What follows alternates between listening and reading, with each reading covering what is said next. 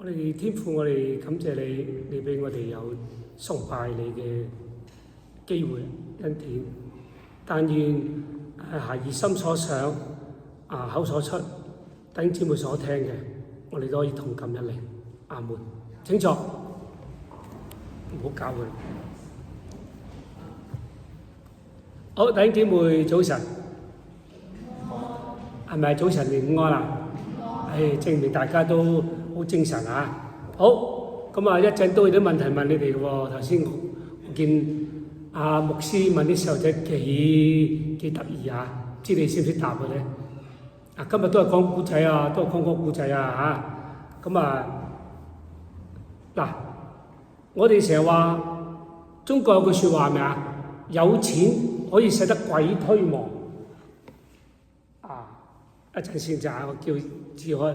好啦，唔知你聽過未咧？問啲後生啲嘅先。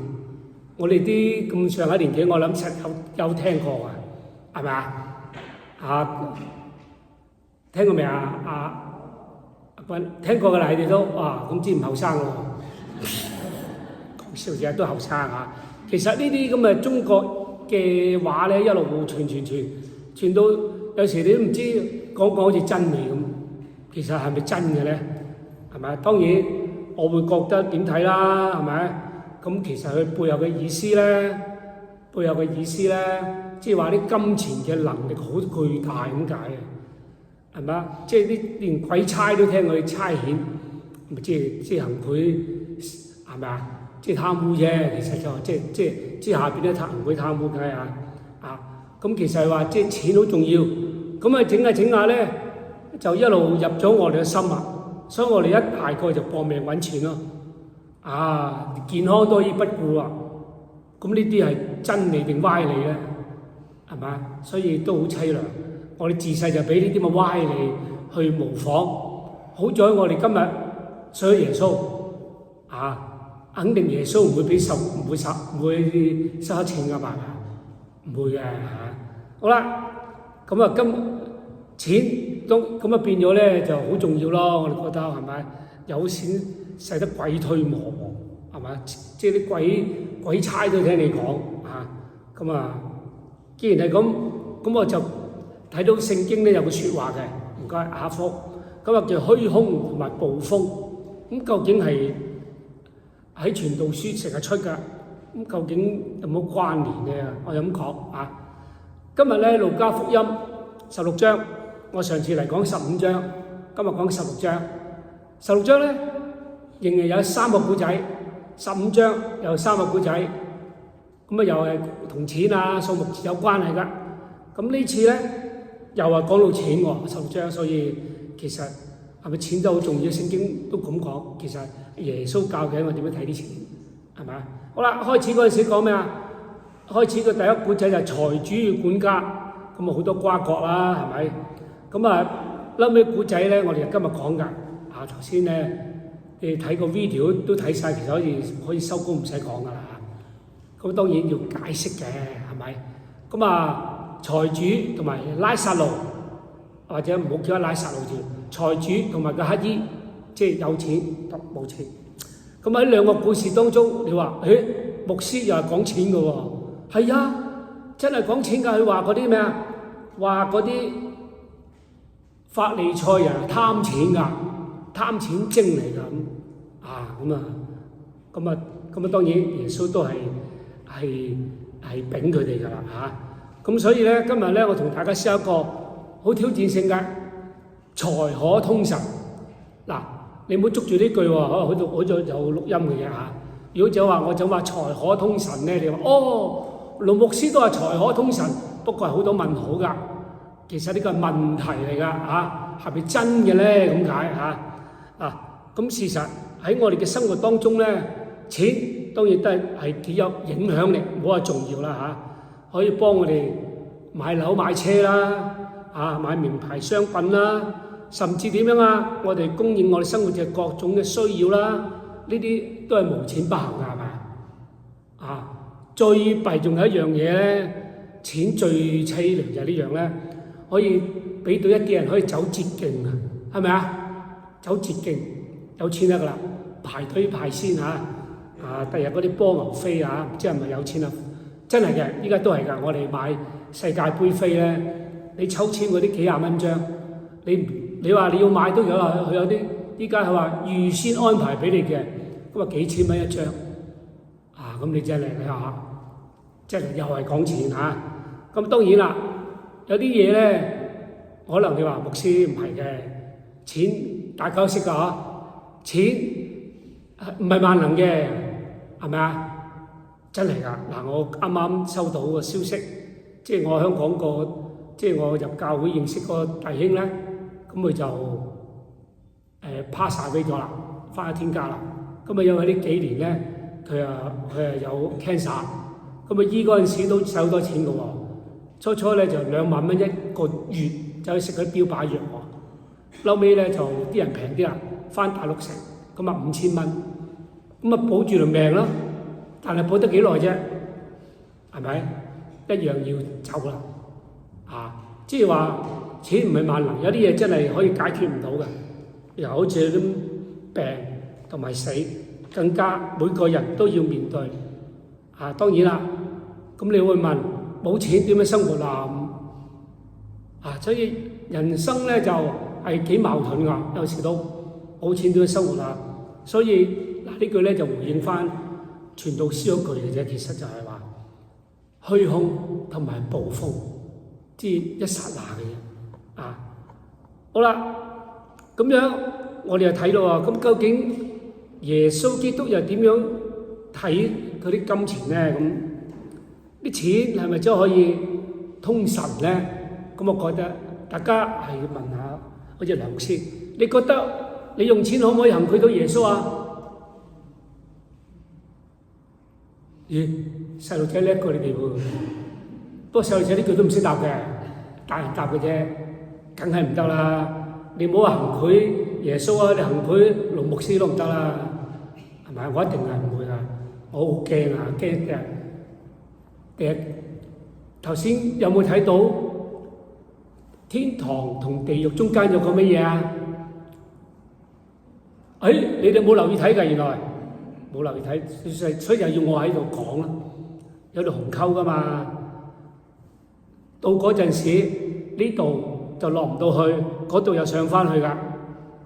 所以弟兄姊妹，你覺得地獄咧成日都火燒嘅，喺啟示錄咧就講到啲火好犀利嘅，蟲都燒唔死嘅，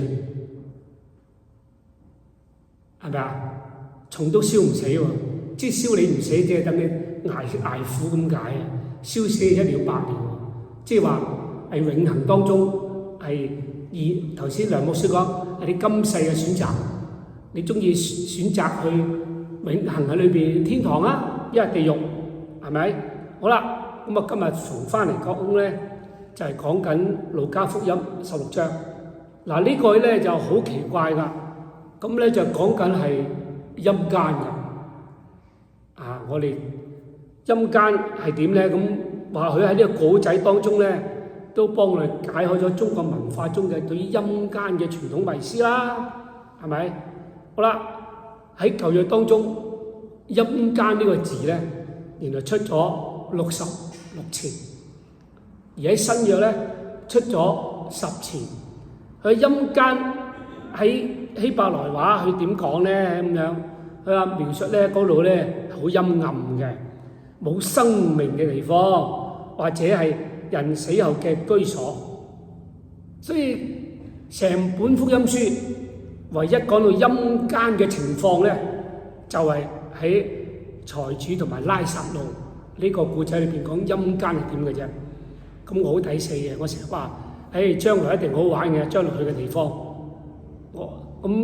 咁就點解啊？牧師，你從來都冇見過走咗啲人翻嚟話俾你聽嘅，佢樂而忘返啊嘛，佢哋係咪啊？咁梗係嗰啲地方好玩㗎，咁啊梗係天堂啦。嗱，如果落陰間，佢又翻唔到嚟㗎。頭先今日個古仔話俾你聽啦。佢翻唔到嚟㗎啦，係咪？好啦，咁啊講翻個古仔咯。好啦，啱啊，我就阿蔡。咁啊頭先個古仔有2個人啦，一個財主，咁啊呢個財主咧好有錢嘅，但係咧就冇名嘅。咁啊，我唔知點解。咁我再 check 下聖經咧，好多財主聖經都冇寫名嘅，係有幾個有寫名嘅啫，但係大部分都冇寫名嘅。咁即係等我哋唔好成日記住啲財主啊，記住啲財主佬啊。我諗聖經都係咁話，唔好記住財主佬，反而咧呢個乞兒咧有名喎，拉撒路喎。咁呢個拉撒路，咁啊其實話俾你聽，上帝咧好掛住我哋啲貧窮嘅人，縱使有錢人唔睇你，佢都睇我哋㗎，仲係咪啊？咁呢個拉撒路咧都凄涼啊嚇！咁啊阿人問啦，佢喺財主佬門口係俾人抬去嘅喎，唔係自願去嘅，俾人抬去。咁啊財主佬又冇趕佢走，其實財主佬都幾好啊，冇趕佢走，其實都係有一個好事做咗出嚟，冇趕佢走。咁咧財主佬呢個乞兒咧就點樣啊？滿身係生咗乜嘢啊？阿希倫識答喎，唔怪得你識答啦，你近住啲細路仔答，生瘡㗎。咁咧喺門口咧，咁啊凄涼到咧啲狗都嚟舔佢啲瘡。當然佢又等候啲財主佬食剩呢就抌出嚟，係咪？咁啊後來咧呢兩個人都先後死咗啦。咁我睇到個情景咧，情景乜嘢啊？拉撒路咧就俾亞伯拉罕抱住，即是話象徵佢喺天堂得到安慰享福，而財主咧就送咗去陰間受苦。咁睇個圖嗰啲 AI 阿明明真係好犀利 ，AI 做出嚟嘅，真係 AI 做出嚟嘅呢一片啊！咁啊火燒住，好辛苦喎，火燒係咪？咁啊兩座之間有一道鴻溝啊！咁呢段當然就係描繪人死咗之後咧，兩種截然不同嘅情況。呢個就係世人將來喺永恆裏邊嘅分別，天堂同地獄。弟兄姊妹，聖經裏邊冇講到財主佬走去殺人放火啊、作奸犯科啊咁，就係話佢在世享福，唔能夠進天堂啊。而拉撒路進天堂咧，就因為做乞兒要乞食啊。咁我就俾我諗起咧，係咪以前喺阿秋官做嗰出啊？輪流轉，幾多重轉，記唔記得啊？咩戲啊？出輪流轉，係咪世事輪流轉啊？細個好艱苦就一定上天堂，有錢佬唔上天落地獄咧，梗係唔係啦？當然唔係啦嚇，呢個唔係咁講嘅。咁呢個財主到陰間咧，唔係因為佢有大把有錢，而係佢如果睇清楚聖經咧，佢係冇留心聽從耶和華嘅話。冇憐憫眼前有需要嘅人，天父所俾佢嘅錢，佢留翻自己享樂。嗱，佢罪咧就係去到陰間叫知而不行，啊知道唔行，視而不見啊。嗱，我哋睇睇講個背景先啊。阿師母今日提我，其實咧佢兩個人都係應該係上帝嘅選民嚟㗎，即是話佢哋係認識耶和華㗎。喺邊度睇到佢咧？喺24節咯。啊，財主佬咧曉識叫拉撒路打水俾佢飲啊嘛。佢點會識拉撒路咧？如果兩個世界嘅人係咪？咁啊財主喊住又識亞伯拉罕嘛。咁當然即係財主佬就識呢個乞兒嘅，佢係神嘅選民，佢冇理佢。嗱，佢所犯嘅罪就係呢樣啦，視而不見，見而不行。因為喺舊約裏邊咧，講埋先，原來佢話好辛苦喎，喺地獄哇水都冇得飲嘅，所以天堂同地獄係你今生嘅選擇。如果你哋聽上帝嘅吩咐去做嘅嘢咧，咁一定係天堂見噶啦。如果你唔聽咧，你就係點樣啊？聖經耶穌都有講嚇，你嚟到我唔認識你啊！嗱，咁啊仲有一個題啊，師母都要提。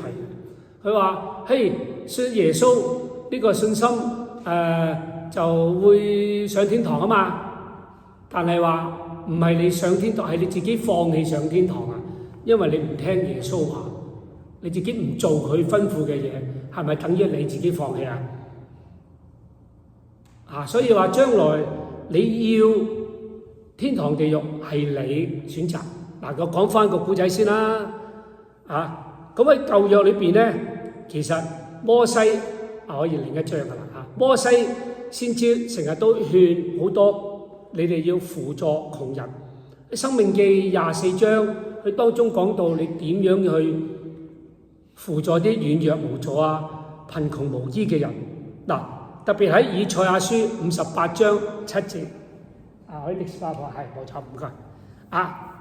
佢話你要吩咐將食物分俾啲飢餓嘅人，將流浪嘅窮人接到屋企住。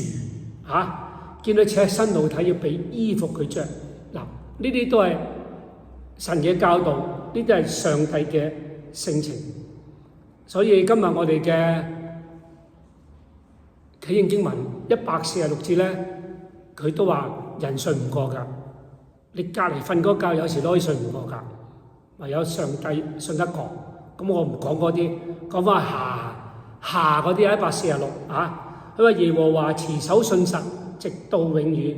佢為受欺壓嘅人伸冤，賜食物俾飢餓嘅人，使被囚嘅得自由，扶起被壓嘅人，扶持孤兒寡婦，使惡人嘅行動失敗，直到萬代。上帝性情就咁樣㗎啦。因為佢最即係貧窮人太多，聖經講佢專顧我哋。雖然有時我哋話我哋做窮人都好慘，但係話你唔好忘記，上帝係會照顧㗎。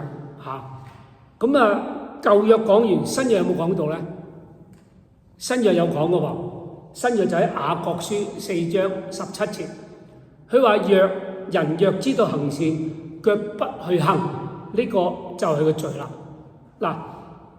財主佬就係見到呢個啦，佢需要人幫助，要照顧佢冇去做，所以耶穌叫我哋成日有咩心一個憐憫嘅心啊嘛。但係我哋中國人有個説話喎，突然間諗起咩惻隱之心，人皆有之。其實咧呢個已經擺咗你心裏邊噶啦。其實你都知㗎，你見到啲貧苦嘅人真係好想幫佢嘅啫。你個心去幫佢嘅，係咁當然呢個去行即時行動啦。教會喺10月5號咧就係一個慶祝中秋嘅晚會咯喎，係咪啊？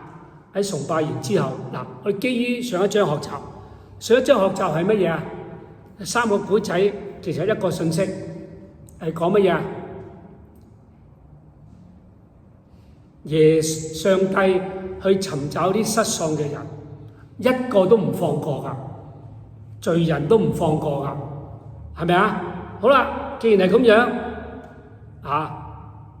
呢個晚會既然係我哋會友一齊去宣傳下先去中秋節嘅一個好嘅外展機會打晒啲請紀念如果你睇得到就咁希望呢啲翻嚟好啦，正如我哋點樣行動咧？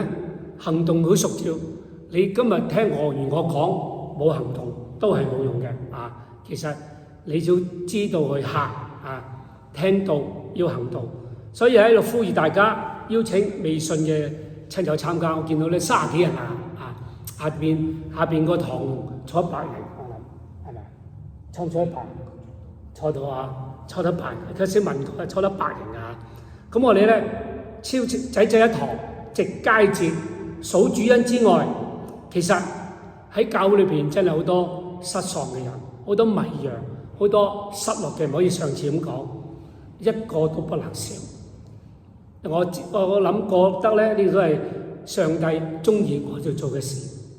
上次我同大家挑戰我哋望到好多好做空位。希望有朝一日，我哋全部坐滿上帝呢個係上帝嘅心意，一個都不能少我哋唔好話多過唔多，少過唔少啊，唔得㗎，呢個唔係上帝心意。好啦，話雖回來啦喎，上帝咧喺聖經裏邊啊，耶穌對金錢確實有唔少嘅教導。其實最主要一點係咩啊？提醒我哋做人唔好俾財富捆綁，顧住因財失義，一諗啲嘢咧，你就可能咧就走歪㗎啦。佢教導點樣啊？你哋需要嘅嘢，其實我哋信耶穌嘅人，上帝已經知道㗎啦。上帝知道你需要乜嘢，佢按時會俾你。所以有時你唔好話為咗去揾錢搏命嚇，真係呢句説話成日都講㗎。世時我成日都講呢個見證俾人聽嘅，即係好水啊！當然要悔罪啦。後時就係俾嗰啲咩有錢使鬼推車啊嗰啲啦，係咪啊？搏命揾錢啦！搏命揾錢之餘，咁就健康都唔要。嗰陣時我傻到嘛，我話上帝嗰陣時信耶穌啦，初，唉咁嗰陣時要養細路，哎呀上帝啊，你俾我短10年命，你俾我揾翻100萬就算啦咁樣啊！依家你有錢啊，好多有100萬啊，係咪？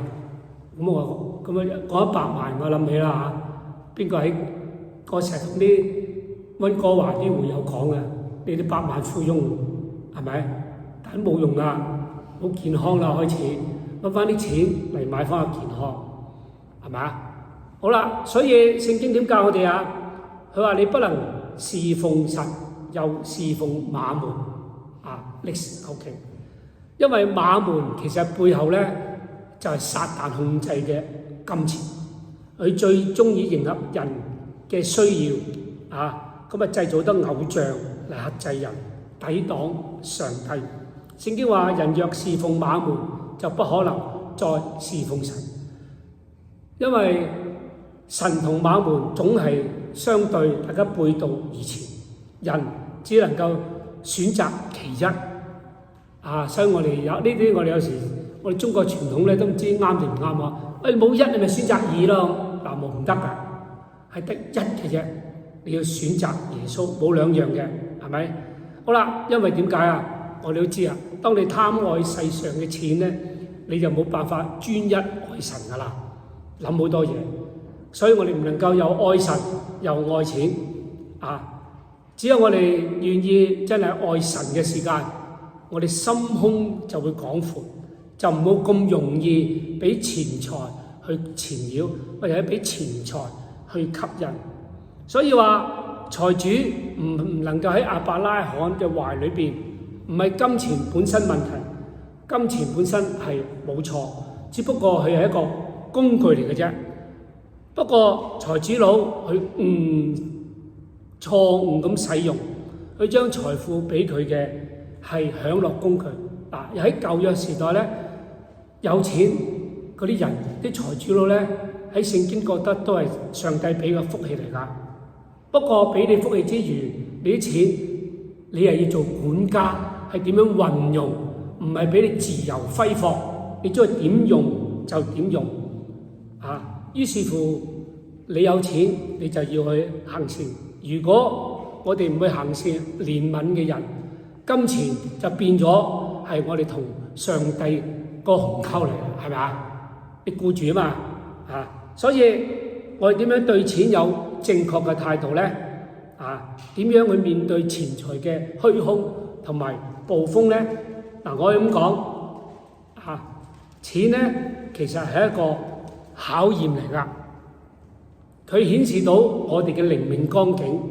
試下到底我哋心裏邊真係咪以上帝為首，以耶穌先行？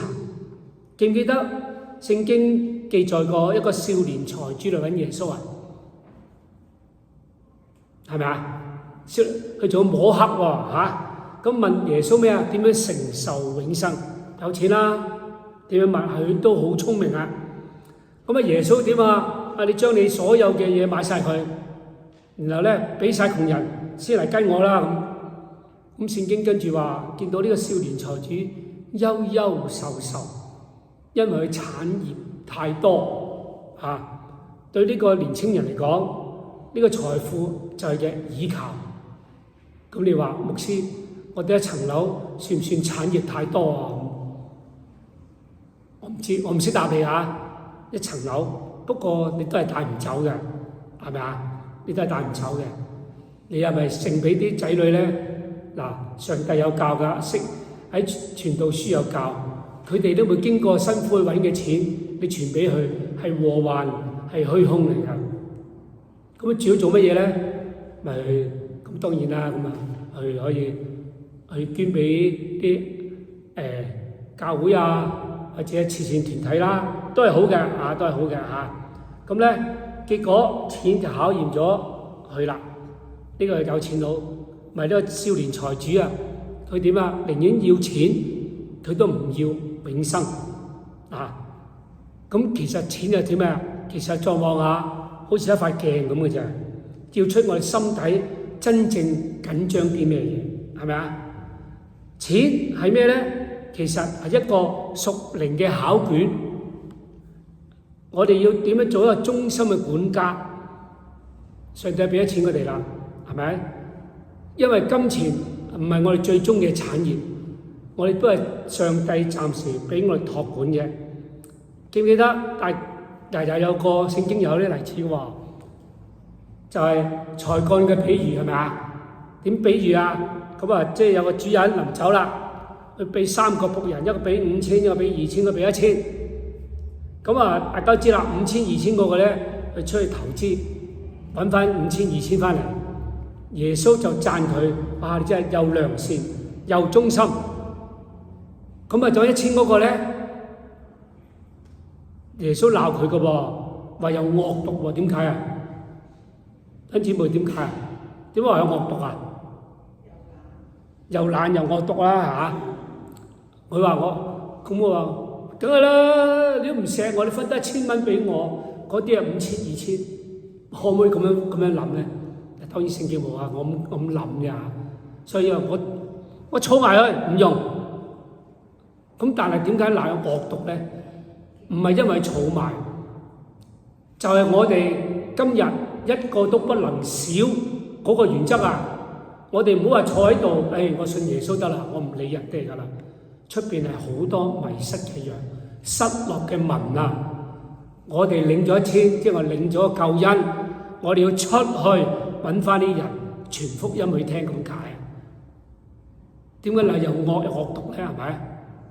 即係最低限度嗰1000蚊，你真係定期，依家都仲有3厘2厘息啊，係嘛？揾藏落睇，即時話等我送咗耶穌，我哋唔去傳福音啊！所以耶穌話惡毒，係咪？咁所以我哋有錢係一個屬靈嘅考驗，神要睇我點樣處理呢個金錢。浪費啊，亂咁嚟啊，買名貴包包啊，一話用得有智慧，忠心嘅管家係會將神俾嘅恩典去善用，令多人受惠得益。如果我哋明白錢財真係身外物啊，我哋其實都個個都知㗎，不過我哋暫時仲未去到盡呢個地步啫。我哋要懂得分配，全都係上帝俾嘅今日錢財。咁有啲人都問㗎，佢話牧師，我唔搏命勤力揾錢去做工，邊有錢啊？嗱，咁喺啲福音書有教呢句説話㗎。你攞記住，佢話健康你擔保得到咩？聽日俾你病咗，咁你想去揾錢點去揾啊？即係趁病都去開工啊？你諗下係咪？健康邊個俾㗎？上帝俾㗎嘛，上帝俾你健康，你先可以揾錢啊嘛，係咪？歸結底係咪錢財係身外物？係嘛？我哋知道，如果係上帝俾嘅，係我哋託付，我哋做管家嘅啫。點樣分配咧？當然你部分生活啦，生活所需要用啦，有部分咁嚟支持教會咯，係咪？點啊？或者有部分拎去幫助有需要嘅人咯。其實出邊好多有需要㗎，係咪？好啦，弟兄姊妹，有錢可以使得鬼推磨，呢對咧係嗰啲唔識耶穌嘅人講，佢只係誤解嘅啫，係咪？然而耶穌教導我哋咧，好似財主都話齋，你大把錢啊，你上唔上到天堂啊？其實有錢都上天堂，不過你要聽耶穌嘅話。嗱，佢兩個咧都係亞伯拉罕啲子孫嚟㗎。啊，如果我哋睇翻聖經嚇，所以一陣唔好問我，有錢佬可以一樣上到天堂，睇下你點樣去運用你嘅金錢嘅啫。金錢唔係運用自己嘅身裏邊，乃去幫助有需要嘅人，就係咁啦，係咪？因為如果我哋今日睇到財係唔可以通神嘅，可能咧成為我哋嘅 idol。哇！錢啊錢啊錢啊錢，最弊就好容易將我哋同神分隔開咗。真正能夠帶領我哋到上帝面前，唔係金錢，而係我哋信心同埋我哋嘅愛心。我哋世上嘅行為係咪為主而做咧？我哋有冇忠心去服侍主咧？呢個決定係我哋今生決定永恆嘅命運。